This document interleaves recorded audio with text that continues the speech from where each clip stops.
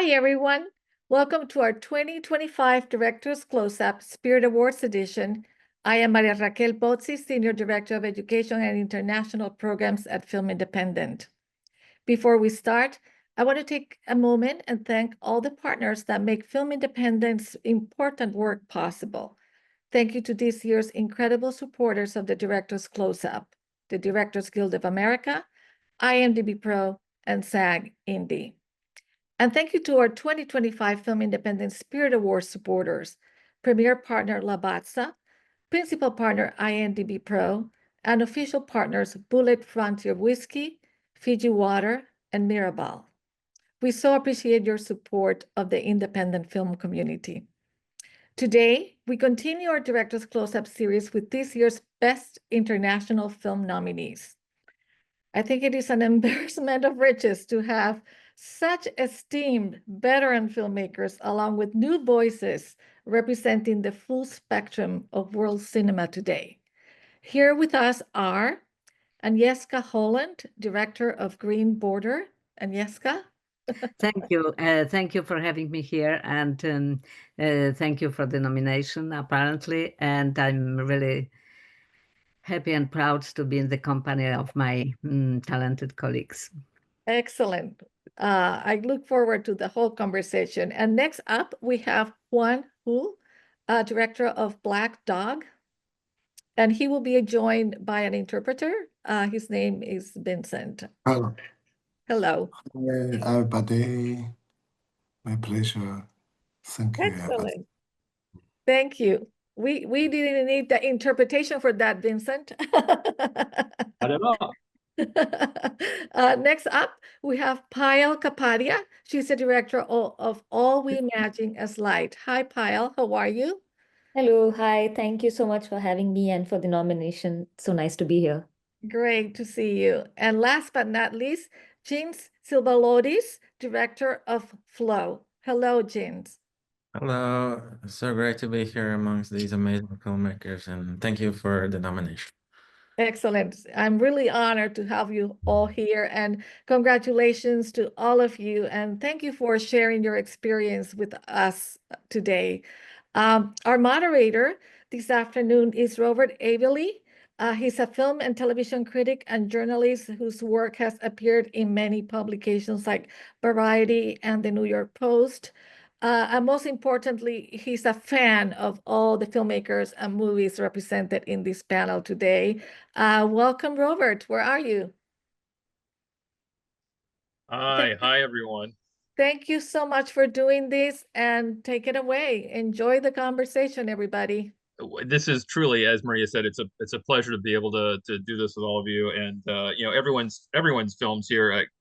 They couldn't be more different in style, setting, and subject matter, save one thing, that's the deep empathy and emotionality that courses through all of them, especially what connection means to a trio of Mumbai women, Payal, in your film, All We Imagine is Light, what connection means to a silent ex-con and a possibly rabid dog in your Desert Village saga, Juan, Black Dog, how solidarity helps the survival of a group of animals in your beautiful animated film, Gints, Flow, and really why connection is the lifeblood to the displaced when you're in a land far from home, and that's in your stunning black and white epic, Agnieszka, Green Border. So I would like to start by asking if each of you could just talk about where the idea for your films came from, but also a key feeling that you wanted to explore in your stories. And we can start with Juan. 开始是在疫情期间，跟我的狗。So the film actually started during COVID time that I spent a lot of time with my dogs because of the quarantine. And I do think that, as you said, this concept of connection is very much about the connections between these two lost souls. One is a human being, the other one is a dog, but also very much about these two lost souls and their connection or disconnection with the society at large that it has been transforming so rapidly and dramatically. Thank you. Payal? 你还有什么要说？ Yeah, I 有什么补充？ very first thought of this film was because, you know, in India, we have so many different parts of our identity. And I used to live a lot in hostel situations, and you are always, you don't know who your roommate might be. So you are physically very close to somebody, but they can be very different from you. And you are with them for the whole year that you are in university. So I was very interested to make a film initially about two girls who are roommates, but are that sleep almost like close to each other in two beds, but are worlds apart in how they think of the world and how the privileges and the lack of that they've had and access to kind of choice. So that's where the idea came from. And I was very interested in how urban living often makes us have these connections, which although we are so different from one another, it can sort of uh, have some kind of bridge that causes an understanding and perhaps growth in both characters. And that's what I had personally experienced and wanted to explore in this movie. Was it always going to be three women?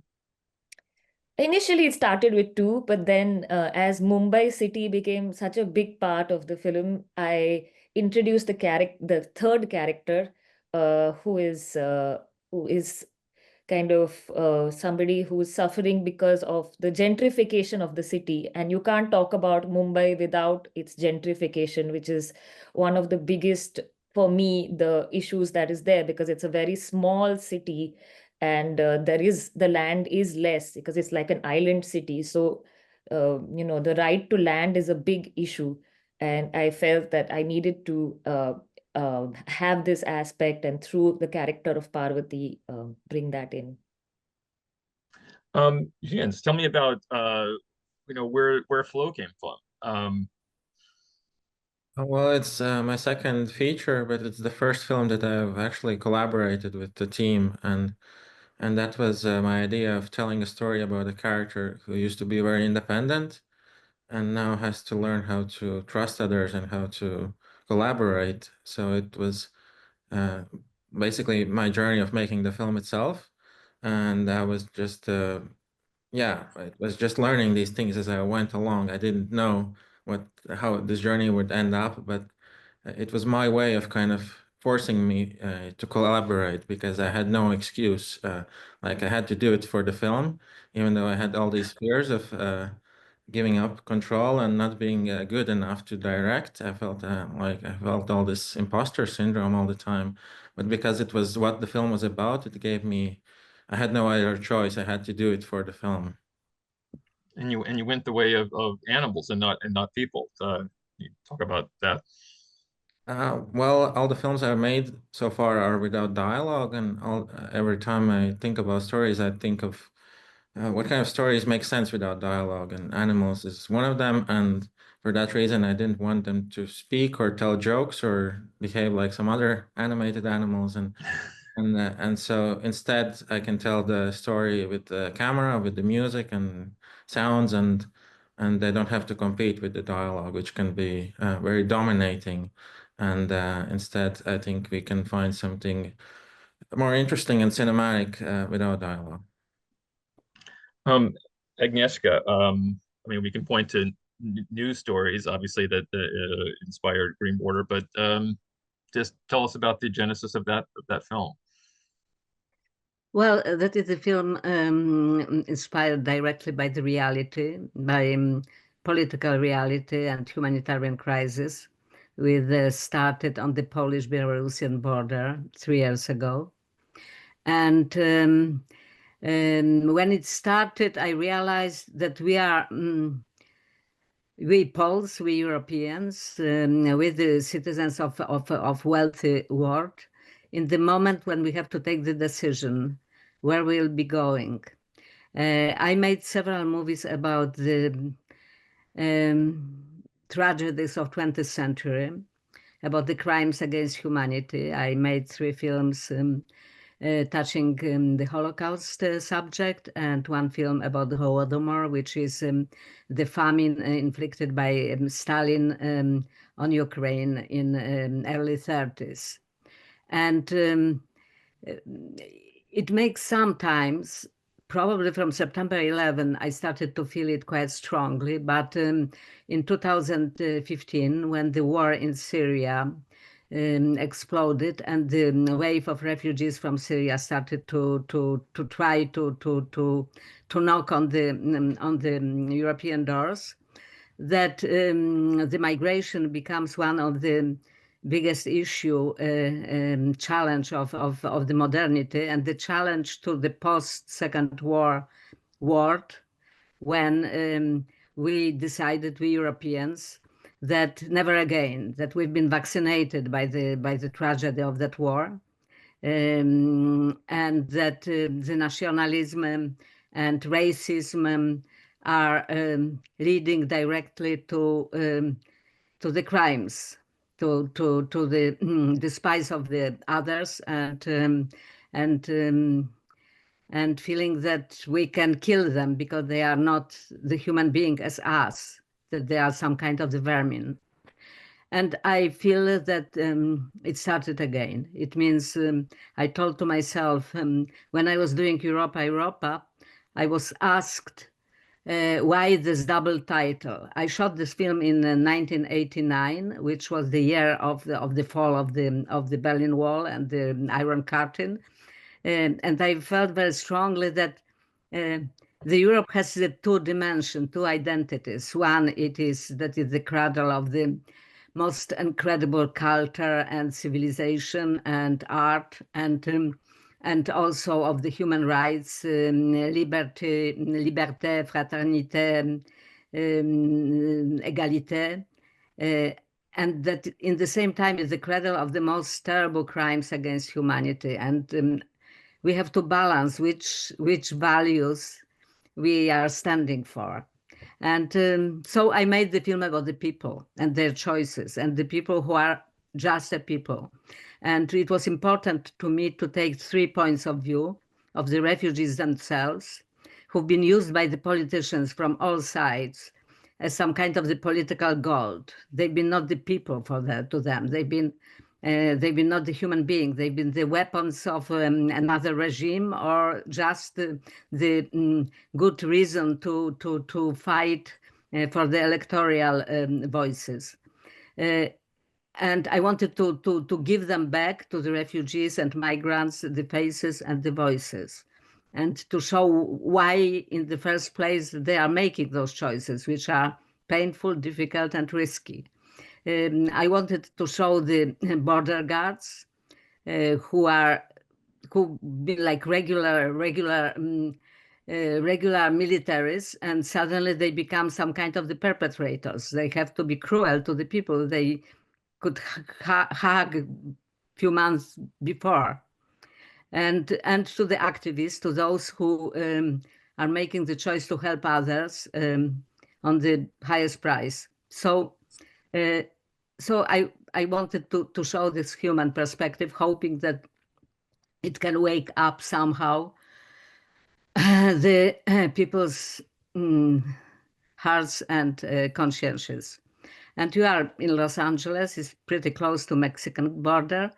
Few days ago, the huge wave of the deportations from US started, often of the people who are living there for decades, who have the work, families, friends, and suddenly they're losing everything. Like if as they've been the refugees from Ukraine, for example, who in one day lost their homes. So I think that we are on the very dangerous path, and I feel that the brown wave is going up, and I feel that the cinema, it's of course not changing the world, but it can at least to change the world of some individual people who are watching it. That's it's really it's funny how that movie is going to be more powerful as we go on. Displacement is also kind of part of your film too, Guan, and it's set in a very specific time when the Olympics are coming to China, and the country needs people to kind of like do their part, and was sometimes moving. Can you talk about what you were after in setting the film Black Dog during that time? So in the past 30, 40 years in China, you do see this rapid change and dramatic transformations of the society. And I do think that it's like the bullet trains moving forward so fast that they have put a lot of people either in danger, or they've been somehow they fall behind, or that they have been forgotten. So I do think that as a filmmaker, it is my it is my job to actually pay attention to those who have been injured, have been left behind, have been forgotten, and really trying to use the films as a way to capture the human cause of this major transformation. So a lot of people actually probably will progress, and if they are on that bullet trains and moving forward, they are somehow experiencing the positive effects of progressions and modernization, whereas there are also the minority people somehow being left behind, as I mentioned, or injured during the process. And I feel that I'm very much I feel this affinity with those minority populations that have been left behind, and I will see it as my responsibility as a filmmaker to really give them a voice. And also the reason why I set in that particular location is because there are so many well-known mega cities in China, and that is usually what people think about China during this contemporary era. But there are also many, many small towns, township villages that are not as well known and sort of represented in any type of media outlet or films particularly. So that's the reason why I also want to fix my gaze towards this particular population and in these particular locations. Payal, in your film, yeah, the women choose to go from the city to the country. But can you talk about that kind of like comparison of those two parts of the land, and how they kind of like have their own character in your movie, the city and the rural and the coast? Yeah, I was very interested in thinking about temporality of the two spaces. And when we think in cinema, we have the possibility to explore temporality.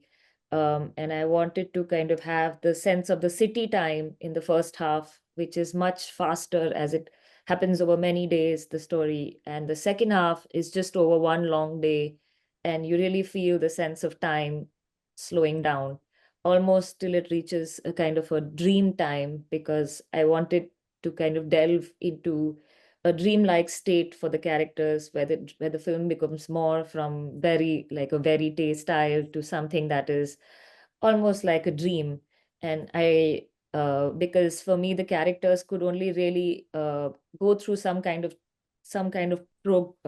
change or progression if she confronted some of the demons in her own mind, and she really needed to dig deeper into herself to be able to come to terms with her opinion of her life and her friend's life. So it was important for me to kind of play with time in this way. So the first half, I mean, also when you are, especially in a city like Mumbai, but I think it's true of most big cities, there is very little time you have for yourself. It's about going to work every day, and you take 2 hours to travel by train, and then by the time you come home, you're exhausted, and you are just able to make yourself one meal and go to sleep.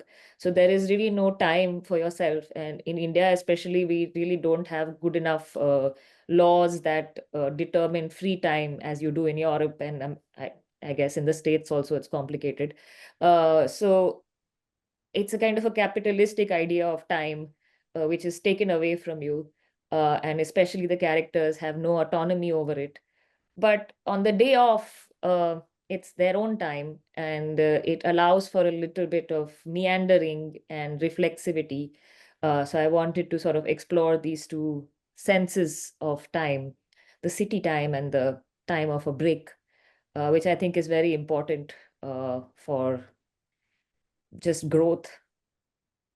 Yeah, I mean, there's a real hybrid quality to your movie. I mean, your first film is a documentary with like fictional elements, and this movie feels like a drama, but it has these non-fiction qualities to it. Are you always kind of interested in that space too, like the hybrid part? Yeah, I really enjoy cinema that mixes fiction and non-fiction together. I think that the juxtapositions of these two kinds of looking can create another idea of truth for me. So I really enjoy mixing things up. At the end of the day, it's all cinema, so it has so much possibility, and we are really lucky to be working in this medium because really there is so many ways of working in cinema. So yeah, in this film also, I wanted to have a lot of non-fiction. And to be honest, some of it came out of necessity because ours is a small budget movie. So it's very difficult to shoot in a city like Mumbai, which has a population of 18 million people. And so if you want to shoot an entire street and block it, it's firstly very expensive. And secondly, it would be completely out of my imagination to be able to recreate a market in Mumbai. It would cost a lot and it would need a wild imagination because reality in Mumbai is way more interesting than what you can imagine. So a lot of it was shot like with a kind of a DSLR camera, just going into the street, and my actors and we had been like working together for so long before the shooting that everybody was very much in sync. So they would just be the characters and walk around Mumbai, and we would have planned that, okay, we will hide behind this shop or this window and we will just shoot as they are being Anu and Shiaz.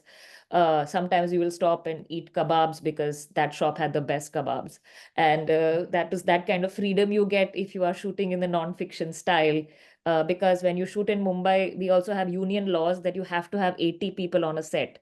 So when you shoot like this, you don't need to do that. So it comes from a little bit of necessity, but I also feel that the style of verite shooting, inspired by cinema from the 60s of the new wave, where there is a kind of freedom to how you shoot, I enjoy very much to go into the city and just sort of have this freewheeling feeling to it. And if everybody in your team is enthusiastic and the actors are so have thought about their characters so deeply, then it becomes quite an enjoyable experience.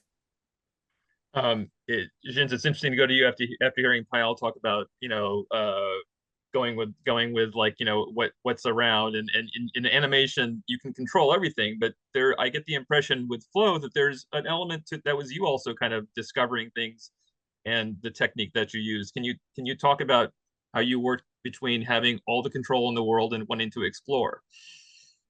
Yeah, well, it was probably more organic than most animated films. We did have a script for the funding that was necessary, but we didn't use it in production.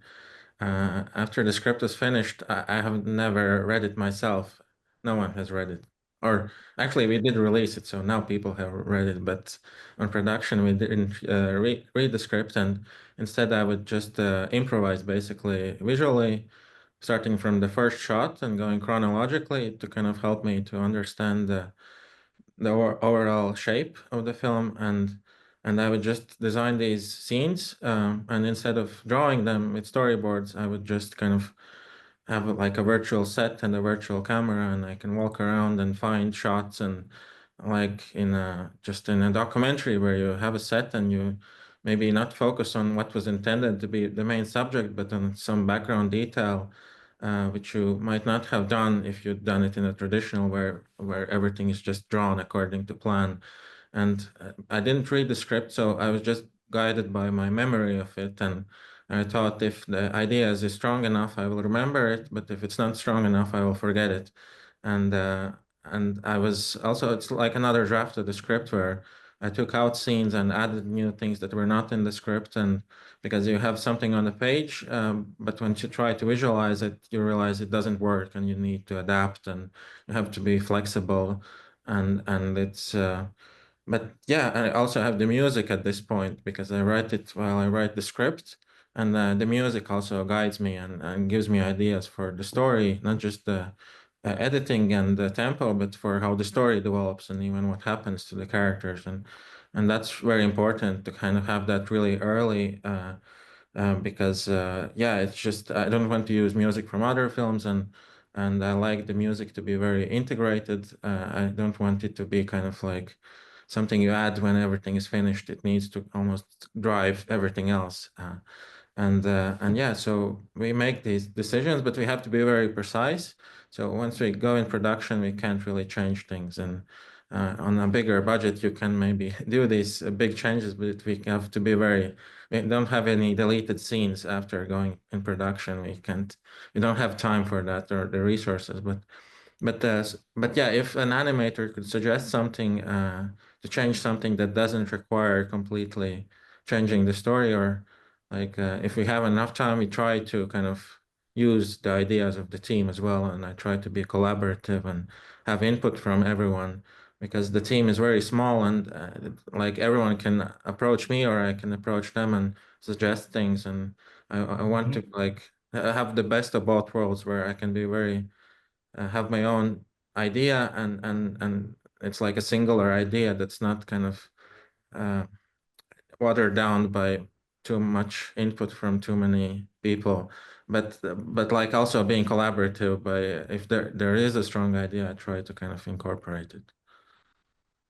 That collaboration, Agnieszka, can you talk about when you're up and running and making a movie, and that you know, the connection between like what you want to do and what's going to happen on set, because your movie is so urgent and it looks like it probably had some element of capturing something on the day. We've been documenting it very carefully, and we read a lot. We've been watching some videos, underground videos. We've been talking to many people, to the local people and activists and the refugees as well. That was the first step, and that we've been doing when writing the script. And I invited two people as a co-writer. One is a young woman who was pregnant of 8 months when we wrote it. And another is an experienced screenwriter, very great guy, very talented, but also the real activist himself, who is very courageous and always fights against injustice or some kind of the oppression. He went in the first place to the forest, and he spent some time with the people there who've been saving people. In that time, the government closed the zone around the border quite widely, and it was forbidden to go there, not only for activists but also for the doctors and media. So practically, it was a locked zone. And it was clear that the government wants to do the things without leaving the traces. And the ruler of the country then, the head of the ruling party, who is also spiritus movens of that political movement, had the press conference at some point, explaining it. It's not explaining really, but like talking about about that closed zone. And he said that the Americans lost the war in Vietnam because they allowed the media to go there, which sometimes you can say somehow it's right. When the Americans have seen the videos or films of the children, Vietnamese children burned by napalm, they realize that that is not their war, that they don't want it. So exactly, the government didn't want, the images, the most harrowing images, the most cruel images from that border goes out to the general audience. And I say to myself, you believe in the power of images. I do believe it also. I am a filmmaker. It's my medium. It's my tool. And the future film is my medium. And I know that it have to have the truth of the documentary and in the same time the artistic control, which is sometimes difficult to achieve when storytelling the documentary. And also documentary was impossible. It means at least in the zone, because it was impossible to go there. So we had to recreate it somehow. And I invited two young women directors friends, really much younger than I am, to be the part of the directing team. And we divided, we had only 24 days and very relatively not the big budget. And also we had to shoot it quickly because we've been somehow in hiding. We didn't want, we didn't use any governmental money, of course, but we didn't, we knew that the government is very against that project and we didn't want, you know, to take the risk. So we've been shooting in the private forests around of Warsaw and in great speed. And Kamila and Kasia, they've been shooting some parallel units. When I was shooting one unit, they've been shooting another unit. Not every day, but when it was possible to combine. And it was great, you know, because it was it means the film collaboration and as Gints said recently, it is something very special, and it gives you the strength, and you opens it up to the another dimension, to the challenges that you are not closed in your little autistic, you know, self admiration or self fear. So I was using in my previous movies as well, but never to such a consequent extent. It means once or twice I was co-directing with my daughter also, who's a very talented director as well. So I enjoyed that collaboration, even if I'm kind of freak control person. And it was very harmonious. We all felt that it's important film, that we are taking some risks, the producer especially, and personal risk as well. And we felt that it's right, that is what we have to do right now. And the actors have been very involved also, especially when we've been casting the refugee group. It was important to me that the people who are playing a Syrian family, that they are real Syrian and that they can have similar accent, that they will be credible, even not for us only, but also for the Syrian people, as a real family. And most of them are the refugees themselves. Grandfather and father, Jalal and Mohammed, they are Syrian refugees from 2015. Jalal have been tortured. He's been in the prison. Mohammed was a great actor there, and he took the part of the revolution, so he had to escape. And they all knew exactly. They spent some time in the refugees camps. They knew exactly what it is. And Dalia, who is playing the mother of the children, she is Palestinian Lebanese, and she's bearing all the experience of Palestinian migration. So it was for them not only the film; it was the film when they felt that they can express themselves, and they collaborated on that part of the script very closely. And I was taking from that a lot of informations and cultural details and also like emotional strength.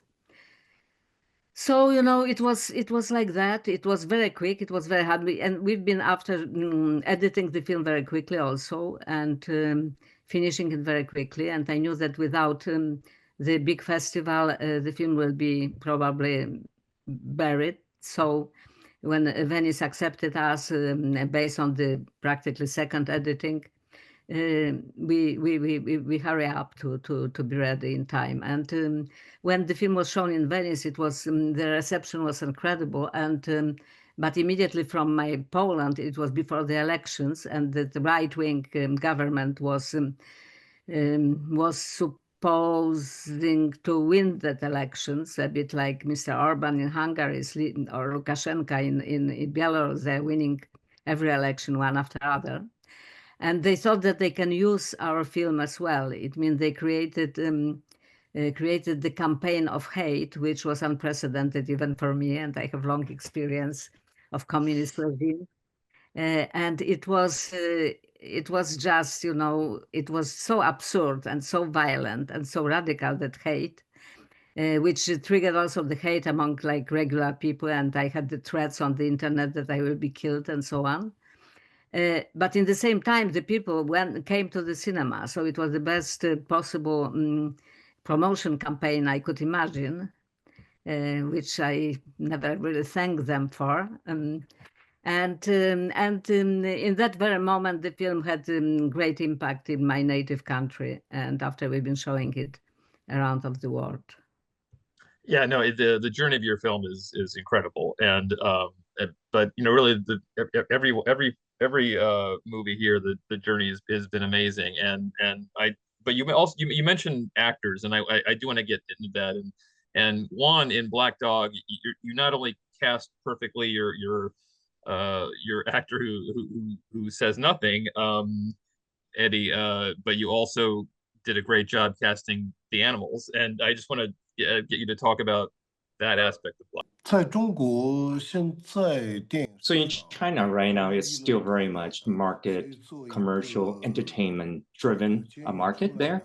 So for a story like this set in the Northwest of someone who just got out of prison and then with a cast of animals, it is definitely a challenging film to make. Eddie 是 So for their leading cast member, Eddie Peng, he is famous for being this very handsome, very tall, very optimistic, a ray of sunshine, that kind of charisma. But through the filming process, when I get to know him a lot more, I really see that he has that part of who he is that it's very rarely seen by other people. So I really want to somehow show the side of Eddie Peng that is more of the sense of being wild, being fierce, and very much the character that very much the fitting the characters that I want in this particular film. 中国有很多 So in China, there are quite a few films about dogs, but most of the films are canine related. Justine, could you mute the camera? I'm sorry, mute the microphone. Thank you. So there are a lot of films that are about dogs, but at the same time, most of those films tend to be about how cute dogs are, or that they treat them as pets. So for me, I really see the canine character as another leading character rather than a pet or an animal for that matter. So I really want to capture this essence of matching the Eddie Peng's, the wildness and the fierceness, is to have the kind of defiance, the kind of rebellious nature with this particular canine character. So we auditioned, and during the process of casting 27 whippets to play this particular character, and at the end we selected 6 of them so that we have the main character, but also with 5 other canine stunt doubles for the character. So those are the 6 canine actors playing one role. So for Eddie Peng's character, with this particular canine actors that with 5 different stunt doubles to assist, they formed such a strong bond that towards the end that they actually Eddie actually adopted that particular canine actor. These canine actor also completely about 80% of the entire film, and the other 20% will be was done by the stunt double canine actors that we cast. So I do think that there is this idea of connections that is beyond language, beyond words, and that's also the reason why that we see the character of Eddie and the canine characters that it doesn't really require language or any type of dialogues in order for them to form that kind of intimate and very strong bond together. I do think that it also very much in keeping with the character of Eddie, who is coming out of prison after a long time, almost decades in the prison system. And just like most people coming out of that particular situation tend to suffer from aphasia, that they just don't know how to speak anymore and will be very, very just sort of using other ways to communicate rather than words. So I think that also is the reason why we choose to have this character very much almost without any dialogues with the canine actors to complete all the wonderful sequences that we have designed for them in the film. 从另一个角度来说， And also one last reason for them to can communicate and form that kind of bond without language, without even require any dialogue, is because that for someone like Eddie Peng's character to coming out of prison and cannot even catch up with the fast pace of the society moving forward, so that completely being left behind. And he, as a character, tend to definitely isolate himself in order for him to somehow survive in the environment. And therefore, for the two of them, not only the human character, but also for the canine character, these two isolated lost souls who finally found each other and then comfort each other, transforming each other. And it's very much also the reason why we cast these two, and also with so little dialogues between them. 人身体里都有动物性。 So again, I do think that we all have our animalistic impulses and deep down within among all of us. So I do think that for the two characters to interact in such a way to find each other, it's almost as if that canine character awaken this animalistic sort of impulses of natures of Eddie Peng's characters, and therefore they sort of not only found each other, but they understand each other and they transform each other. And as I said, at the end, the bond was so strong that Eddie cannot help but adopting Shin at the end of the productions, and now that they are buddies now. By the way, I love that. I love that aspect of it.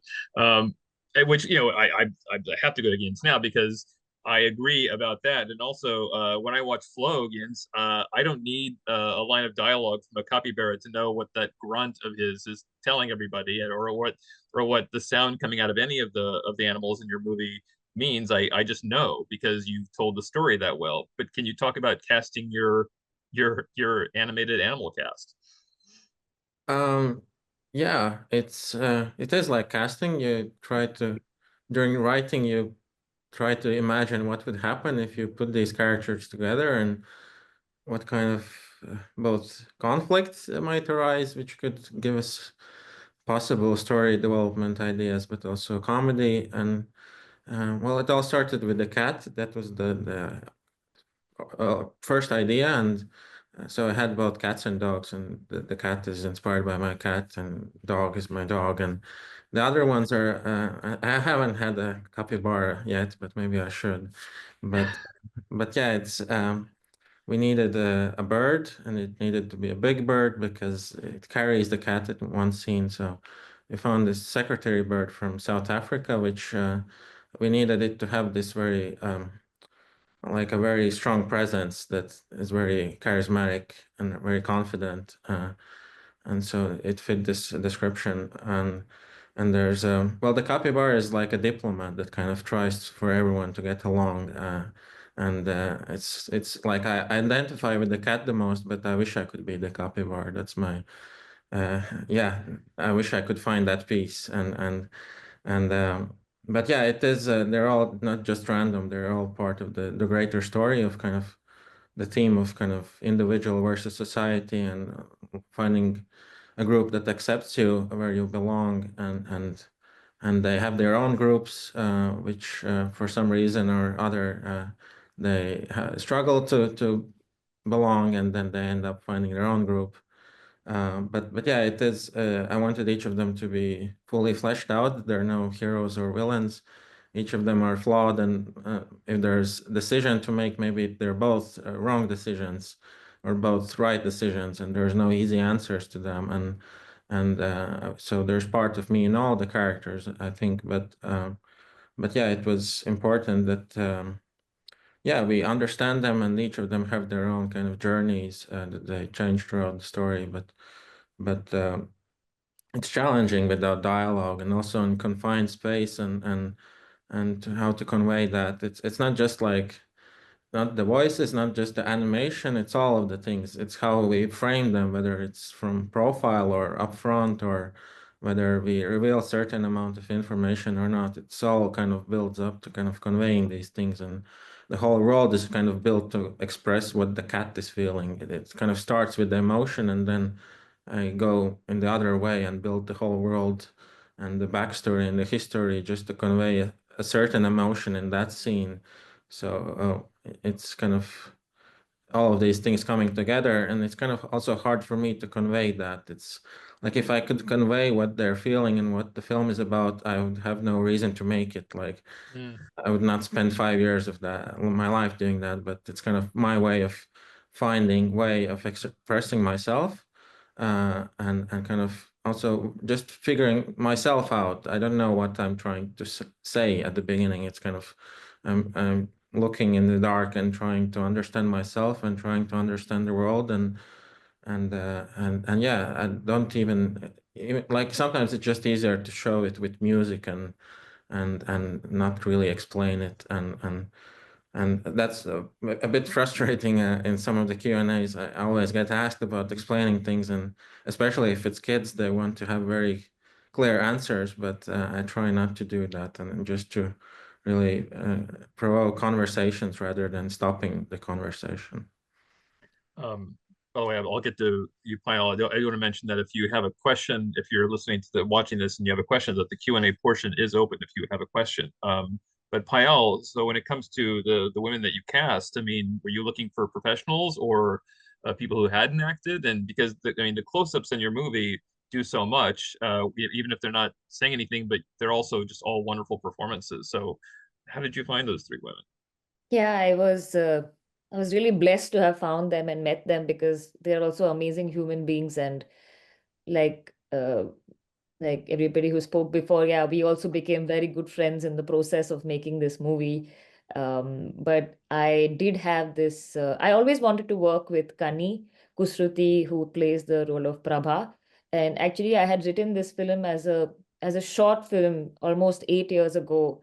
And and I wanted to cast her as the younger nurse in the movie.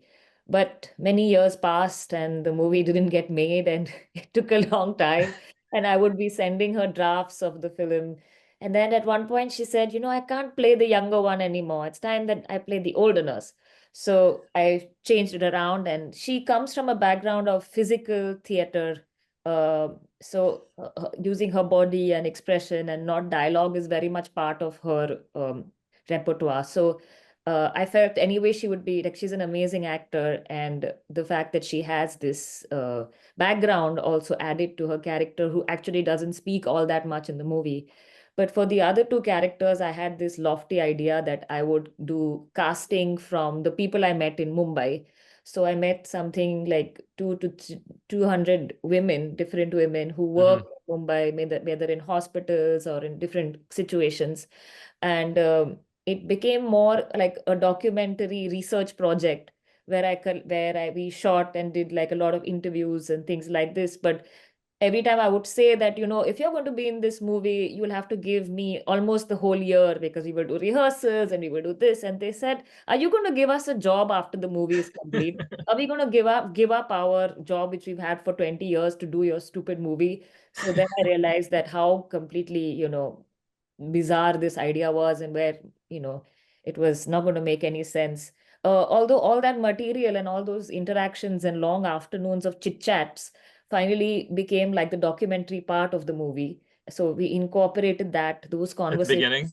Yeah. The stuff here at the beginning? Okay. A lot of that was sort of incorporated in, because it's always nice to meet people and talk, and it became like a kind of a documentary research project, even though I didn't end up, which actually started like a casting exercise. And then I was at a loss, thinking what the hell should I do? But I was already aware of Chaya Kadam's work. She's very well known artist. She acts in both very commercial movies as well as art house films in India. So I was her fan since I was a student, and with a lot of trepidation, asked her if she would be in my movie because, you know, at the end of the day, it's my first fiction film.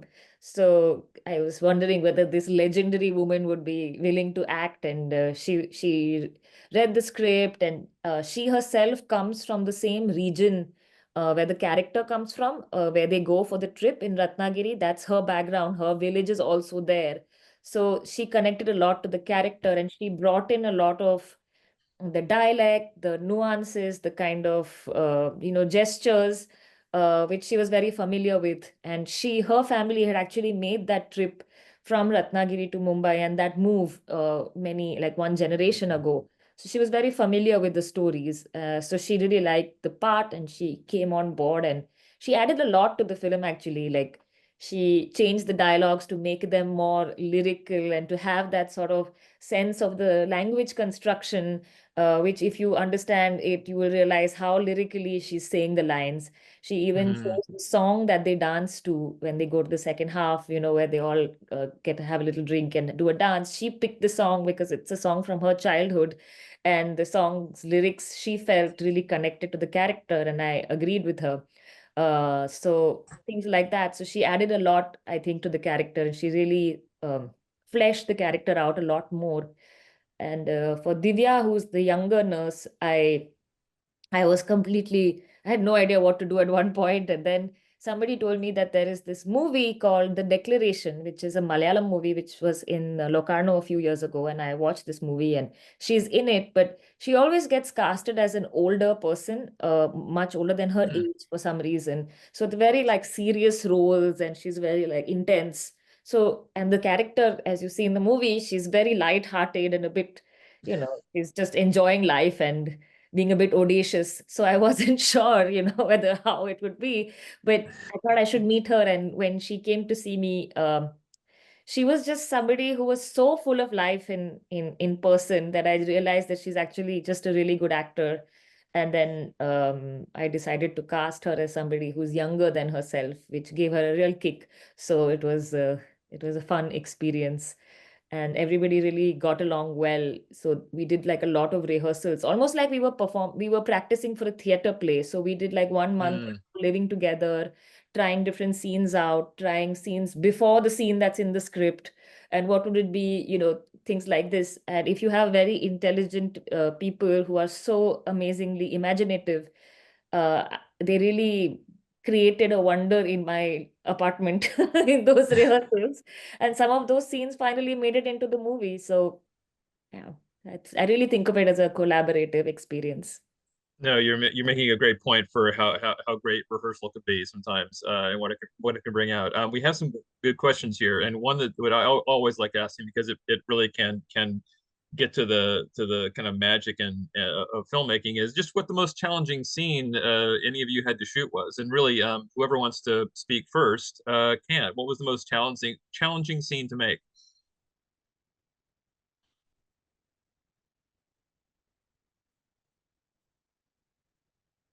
In general, in entire life? I would say on this film, Green Border, which, I mean, maybe there was many for you, Agnieszka, but what was the hardest scene to get right? Well, you know, as I said, we had very little time, and we shot several scenes which been the action scenes with a lot of people in night with the children, and we had only a few hours to do it. So we found the method which was actually like mixing documentary with the fiction, and we explained to everybody, to all actors and extras, and some of the extras, they've been real refugees who had that experience of that border. And our children also have been in the pushbacks before between Turkey and Syria. So they understood very quickly, also the actors who played the soldiers, what to do, and we just let them run.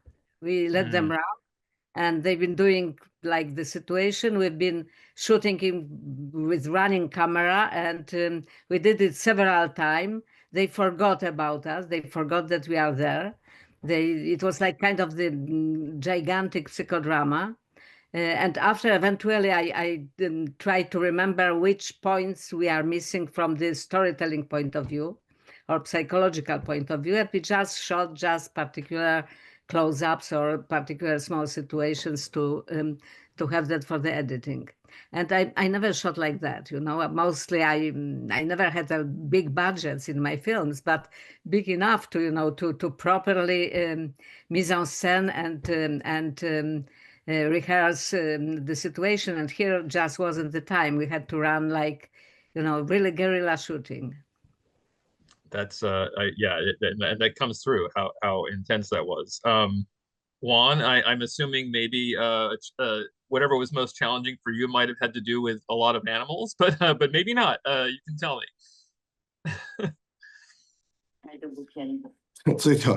So indeed, working with animals is the most challenging part of this particular film. And we have a professional crew that adopted about 200 stray dogs, and we have to feed them. We have to take care of them and also train them for the shoot. As mentioned before, that we have 7 whippets for this particular Xing's characters, and we definitely need to train them in such a way of having rehearsals constantly, and also we not only rehearse, we have to set up the particular scene for them to rehearse in that particular space in order for them to recreate that on demand. And I do think that it takes patience in order for you to really work with animals. And I remember that for one particular shot, it took us 28 working days in order for us to get that one particular shot right. For that particular one that we started at 10 o'clock in the morning, then we have to somehow make sure that the lighting situation will be perfect and we have the continuity that we needed. And then we finally got it after 28 days. So I do think that patience is the key, but at the same time also, even though it is so challenging, it also brings us the greatest joy. Me personally, that I think that I would bring me more joys to actually interact with animals than humans most of the time. So it is a process that I really not only understand the challenge, but also enjoy at the same time. The other things I think that I can share with you is that during COVID, in order for you to move those animals around, including, of course, in this case, dogs, and also tiger, monkeys that we included in the film, it's definitely another level of challenge, but patience is the key. You know, 28 days, I'm sure somewhere Stanley Kubrick is saying, I could take 28 days to do a shot. Nothing. Bad joke. Payal, I have a really interesting question from somebody who says, your film is sublime, very delicate and subtle. I noticed that it benefited from multiple co-productions, including European ones. How did these collaborations and the financing process with European funds influence the project? Since these funds may not always be familiar with Indian culture, did they have expectations that didn't necessarily align with your intentions? And if so, how did you manage to protect your vision as a filmmaker? Yeah, it's thank you for this question. It was something that I was always thinking about a lot while writing the script and applying for the funds, as to keeping the integrity of what I wanted to do with the film. But it also came from necessity, because there was no way that in a country like mine, where there is a very big Bollywood and other mainstream industry system, that anybody would give me money to make a movie, and we don't have any government funds that support independent cinema. So I really had, like, the European system helped me a lot to raise the funds. But yeah, I think what the process is in such a way that I did find myself having to explain a lot of cultural things while applying for the funds, and also, like in a director's statement or my intention notes and things like that. But, and in the script also, I found myself at a lot of times thinking, will people understand some of the nuances in it? So in the script itself, I did put in a lot more detail into some of the cultural references, the question of religion, because in a country like mine, just the names of the characters will tell you their religion. It's really a no-brainer for us. But in for everybody else, they don't understand that. So these kind of things, I had to put it into the script. But once that was done, I really shouldn't say this, but when you're shooting, like, you're really free, as in I didn't have that baggage of explaining anything or really sticking very strongly with the script that I had submitted for the commissions. Fortunately, it's a system where you are given that freedom, in the hope that you don't go completely off track and make a totally different film, but still, there is a kind of freedom to shoot. And some scenes I did shoot also, but in the edit, it was just so evident to everybody that those scenes were not needed, that we took them out. So yeah, I think that you have to find that balance. And it was a struggle for me, but finally, because I had great producers who really trusted in my process, they really didn't interfere finally in the shooting.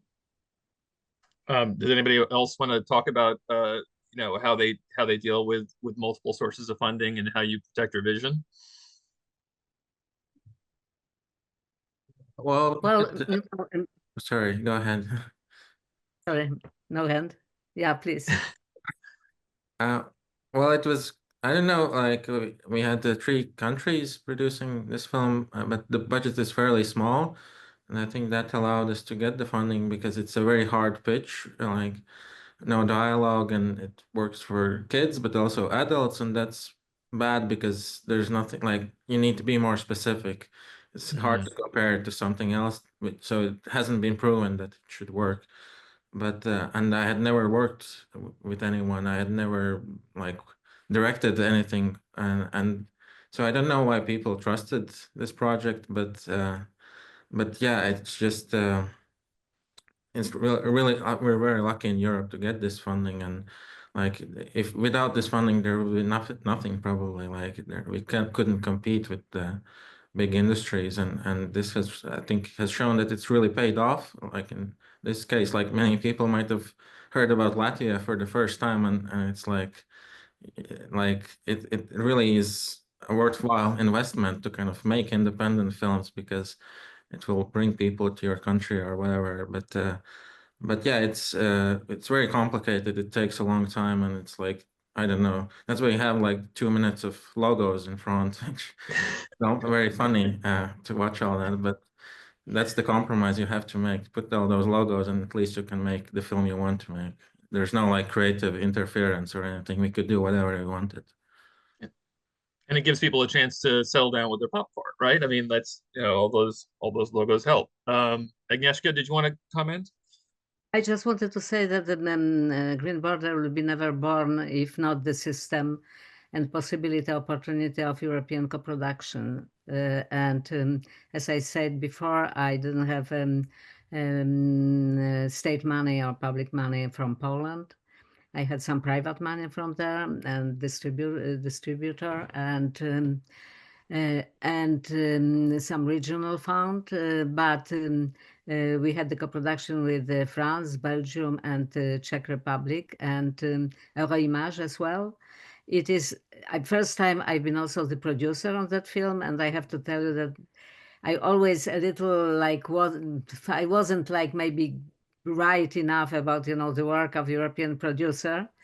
But now I realize how terribly complicated it is and how many challenges and bureaucratic challenges and financial challenges you have to meet, and how it's difficult in the same time to keep your integrity and not to go to the some kind of euro pudding, as they call it. So, but I have to say that in the same time is the best possible system to make independent movies, and the quality of last years of European productions are, I think, giving the proof that is worthy.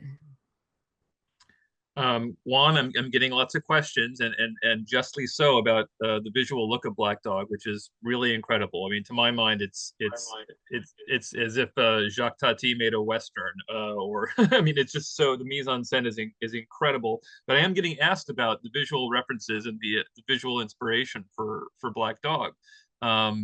So can you talk about that? 这样就是说 So first, I do want to clarify that the animal actors in this particular film, we shot them as they are. There are no special effects, including I think the only ones probably will be the rabbits and the snake scenes that we actually created some type of special effects for them.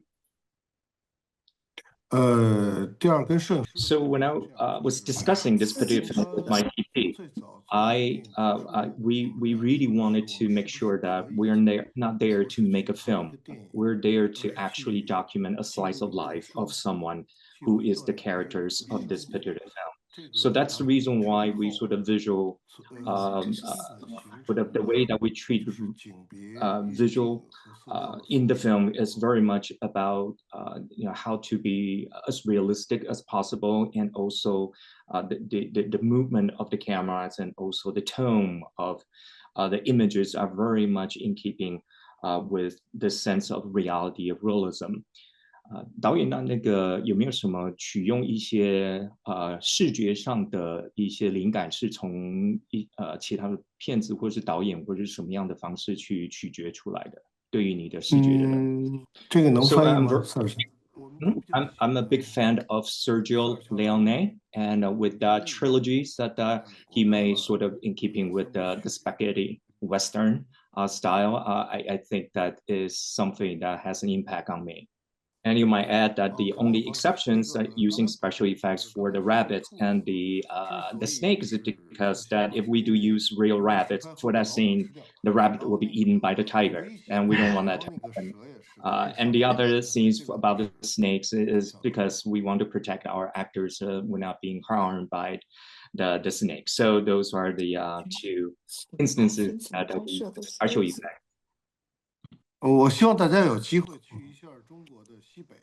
The other visual components that I think that I hope that a lot of you will be able to travel to the northwest of China, because you do see a lot of abandoned small towns and villages that once these are very bustling small towns and villages, but then being abandoned, and you will see still the remnants of the banks, the restaurants of these small villages, but at the same time that it is so bleak that creates such a interesting juxtaposition of the vastness of the landscape, and then you have those abandoned, demolished, sort of dying or dead township and villages in the middle. So I do think that that's another visual aspect, and I'm trying to really capture this idea of the vastness of the landscape. At the same time, also how insignificant the characters and the people among against this particular backdrop, and that's sort of dictate the tone and also the visual that stories that I want to tell. Well, 对，在那个广袤的戈壁滩。 And the last thing I have to sort of add is that even though that in the beginning I really want to showcase the contrast of the vastness of the landscape and how insignificant of the characters or the human sort of interactions and also communities within, but I also with the DP decided that we at the same time later on we want to also use certain close-up to really portray the sense of, even though that we're so insignificant, we still have the opportunity to have to pursue greatness against this particular vastness of backdrop, and doesn't matter how insignificant we are.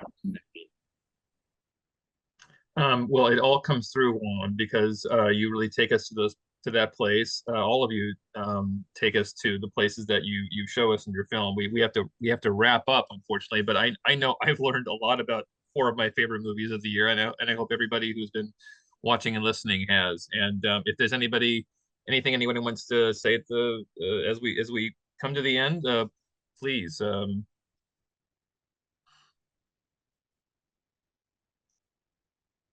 Well, thank you for having me and just supporting independent film, which really needs the support, and like it's amazing like this small Latvian film can reach an audience, and I'm here with these amazing filmmakers, and and it's just an honor, and thank you. Absolutely, absolutely. Yeah, the your movies all collapse this notion that the world separates us from one another, and anyway, I can't thank you all enough. But oh, go ahead, Juan. So I would also like to thank you for this particular opportunity. To do something like this, it takes a lot of courage, and it is with the same spirit that I make the film Black Dog, because I actually made quite a few commercially success films before this, and during COVID, within those 3 years, it suddenly sort of drew me back to think about what's it like when I just graduated from Film Academy, and I really want to reclaim that kind of intentions and the kind of filmmaker that I once was. And then I make Black Dog. It almost is like I went from TV and film actors and back to the live theater stage. And it is something that I enjoy the process, and also very much, as I said, take a lot of courage to do, but I feel very encouraged with this particular nomination, and also be able to have this wonderful discussion and dialogue with other wonderful filmmakers. So thank you very much for the encouragement. It's a lovely thing to hear. It's what makes all of you probably able to, every time you make a movie, feel like you've learned something new about what you do and why you do it. So thank you all for participating, and everyone out there, see all these movies. They're just great.